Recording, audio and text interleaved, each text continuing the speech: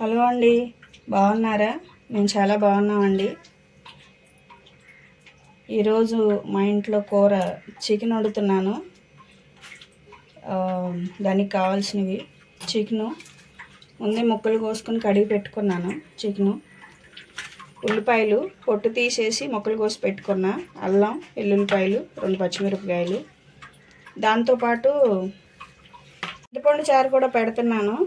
దానికి కావాల్సినవి చింతపండు నానబెట్టి పెట్టుకున్న, 4 ఎండుమిరపకాయలు, అల్లం వెల్లుల్లిపాయ, 4 మిరియాలు, ధనియాలు, కొంచెం కందిపప్పు, కరివేపాకు ఈ చారుకి. ఇప్పుడు కూరకి ఉల్లిపాయలు మిక్సీ పట్టుకుందాం. ముందుగా ఒక మిక్సీ జార్ తీసుకున్నానండి. అల్లం వెల్లుల్లిపాయలు మిక్సీ పట్టేసుకుందాం. ముందు ఈ మిక్సీ పట్టుకుందాం, తర్వాత ఉల్లిపాయలు పట్టుకోవాలి. అల్లం మిక్సీ పట్టేసుకున్నానండి. ఇది తీసి ఓ ప్లేట్లో పెట్టేసుకుందాం.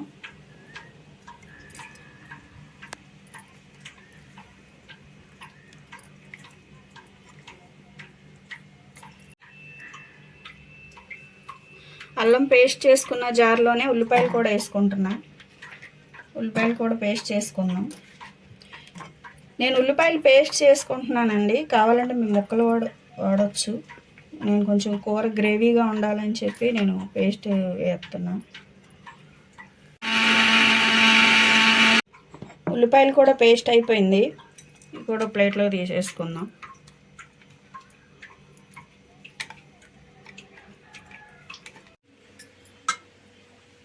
కూరకి ముందుగా బాండీ తీసుకున్నాను. కూరకు సరిపడా నూనె,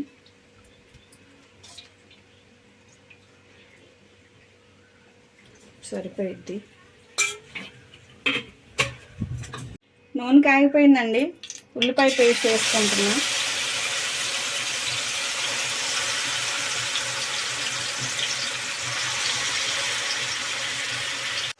ఉల్లిపాయలను ఉప్పు వేసుకుంటున్నా, తొందరగా మగ్గుతుంది.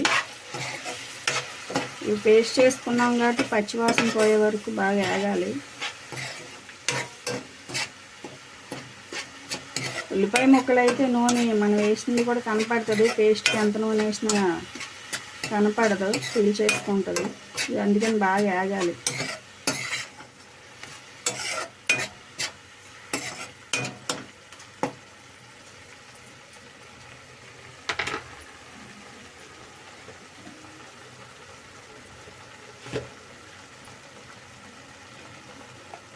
పసుపు,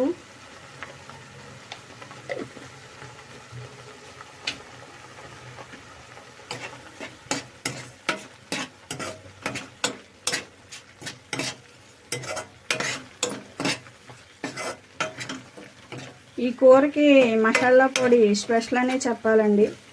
నాకు తెలిసి ఎవరు వాడరేమో, నేను చేస్తాను ఇప్పుడు. ఇది కూర ఉడికేటప్పుడే వీడియో చూస్తూనే ఉండండి, చివరి వరకు తెలిసిద్ది.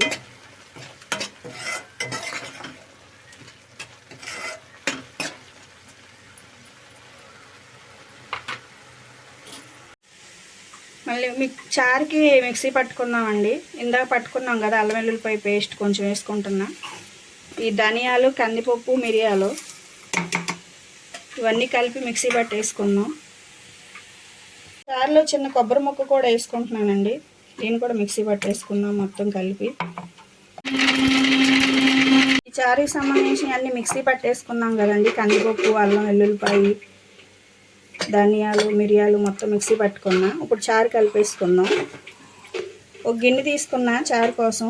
దాంట్లో ఉల్లిపాయలు, ఎండుమిరపకాయలు,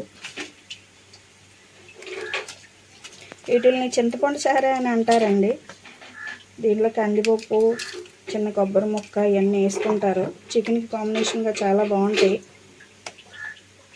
ఇందా మనం పేస్ట్ చేసుకున్నది కూడా వేసేసుకున్నాం. దీంట్లోనే నానబెట్టుకున్నాను కదా చింతపండు, అది రసం తీసి పెట్టుకున్నా, అవి కూడా పోసేసుకున్నాం. నీళ్ళు పోసుకుందాం సరిపడా, మనకి ఎన్ని చారు కావాలంటే అన్ని నీళ్ళు సరిపోతాయి మాకు, ఇంతే. దీంట్లోనే కొంచెం పసుపు, పసుపు,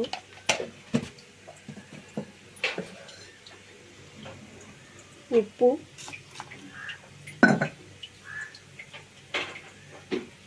కరివేపాకు 2 రెబ్బలు ఉన్నాయి వేసుకున్నాం. ఇంతే. ఈ చారు ఇట్లా కలిపేసుకున్నాం కదా, పొయ్యి మీద పెట్టేసుకున్నాం. చారు పొయ్యి మీద పెట్టుకుంటున్నానండి కాగుతాయి లోపు. ఇప్పుడు కూర చూద్దాం. ఉల్లిపాయ పేస్ట్ అంతా మగ్గిపోయింది, ఆయిల్ బయటకు వచ్చేసింది కాబట్టి ఇప్పుడు అల్లం వెల్లుల్లిపాయ పేస్ట్ వేసుకున్నాం. అల్లం వెల్లుల్లిపాయలు రుబ్బి పెట్టుకున్నాం కదా, అది వేసేసుకుంటున్నా.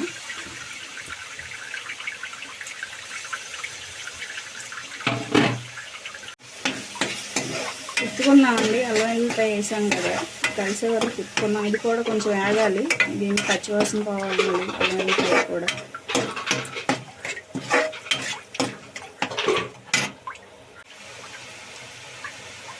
ఉల్లిపాయ అల్లం అంతా వేగిపోయిందండి. చికెన్ వేసుకుంటున్నా.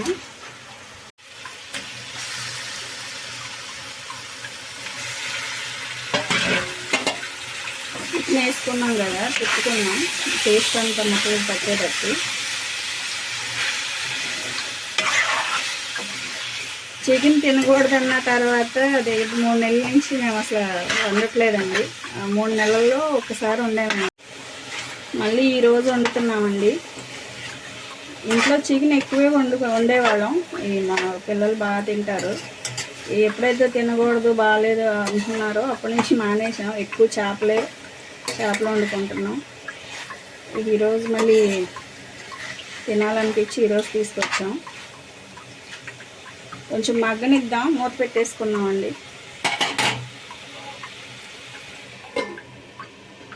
చారు కూడా కాగుతున్నాయి. దీనికి ఉప్పు ఇప్పుడే చూసుకుని సాలంపోతే వేసుకున్నాం. ఉప్పు పులుపు సరిపోయిందండి. కారం వేసుకున్నాం, మగ్గిపోయింది.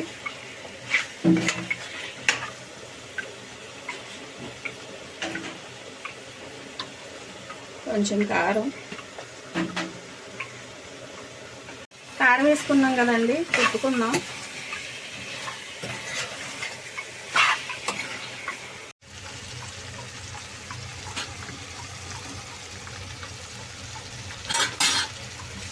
ఈ కారం అన్నీ వేసుకున్న తర్వాత మగ్గిపోయిందండి, ముక్కకు పట్టింది. నీళ్ళు పోసుకున్నాం. చికెన్ ఉడకాలి కదా, మంచి నీళ్ళు పోసుకుంటే చక్కగా ఉప్పు కారం పడుతుంది, చక్కగా ఉడుకుతుంది. సరిపోయిద్ది. మూత పెట్టుకుందాం.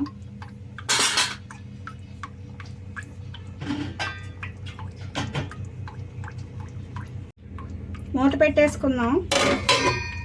ఈ కూర ఉడుకుతూ ఉంటుంది. ఈ చికెన్కి మసాలా పొడి రెడీ చేసుకుందాం. చికెన్ కూరకి మసాలా పొడి అండి. దానికి ముందుగా 1 స్పూను ధనియాలు తీసుకున్నా, ఒక 5-6 లవంగాలు. ఈ మసాలా కొంచెం స్పెషల్ అన్నాను కదా, నేను ఇట్లా బియ్యం అండి, ఇవి 1 స్పూన్ ఉంటాయి బియ్యం.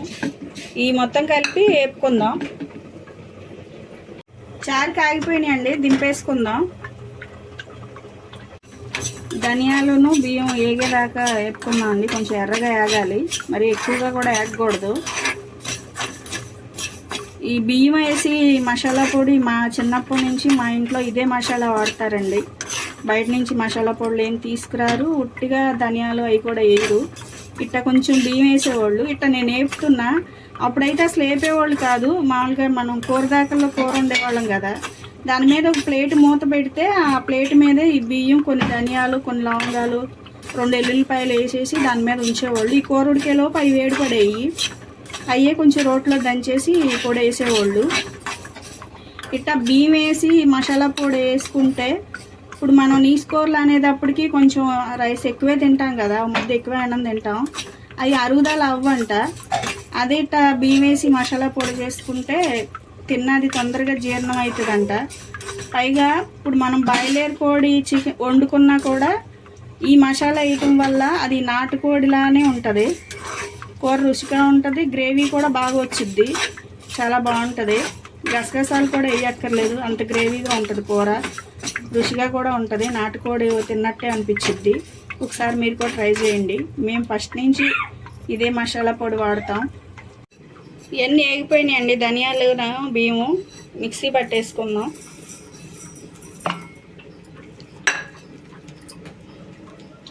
దాంట్లోనే ఎల్లుల్లిపాయలు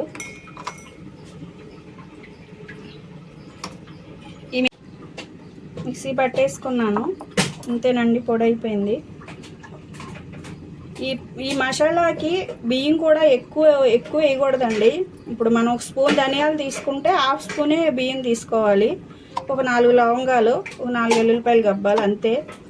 ఇవి కూడా ఇప్పుడు నేను పట్టిన మసాలా 2 కూరలకు వాడచ్చు అంతే.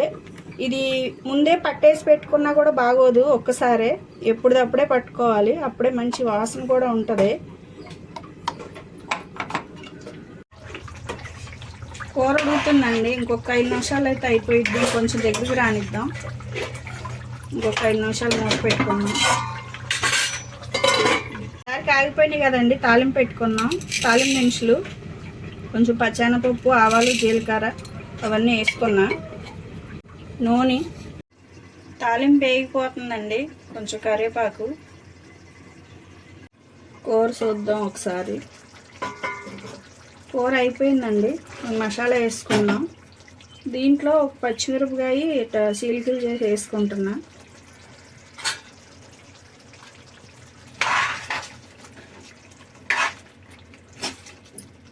మసాలా పొడి వేసుకున్నాం. మనం మిక్సీ పెట్టుకున్నాం కదా మసాలా అండి, వేసేస్తున్నా. ఇప్పుడు నేను పట్టిన మసాలా పొడి మొత్తం వేయట్లేదండి, హాఫే వేసుకుంటున్నా. సరిపోయిద్ది. మనం మసాలా పొడికి వాసన కూడా బాగుండిద్దండి. గ్రేవీ కూడా థిక్గా ఉంటుంది, రుచిగా ఉండిద్ది. మసాలా పొడి వేసిన తర్వాత 1 నిమిషం ఇట్లా పొయ్యి మీద ఉండనివ్వాలి. కొంతమంది స్టవ్ కట్టేసిన తర్వాత మసాలా వేసుకుంటారు. దీనికి మాత్రం వేసిన తర్వాత 1 నిమిషం అట్లా ఉడకనివ్వాలి. వేగిపోయింది, కర్రలో పోసేసుకున్నాం.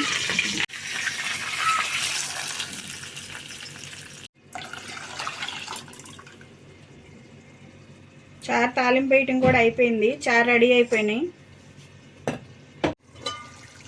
కూర అయిపోయిందండి.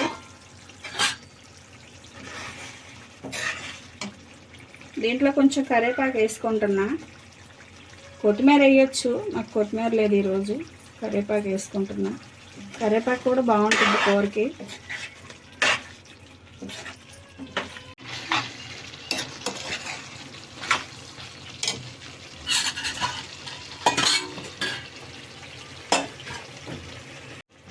చికెన్ గ్రేవీ కర్రీ రెడీ అయిపోయిందండి.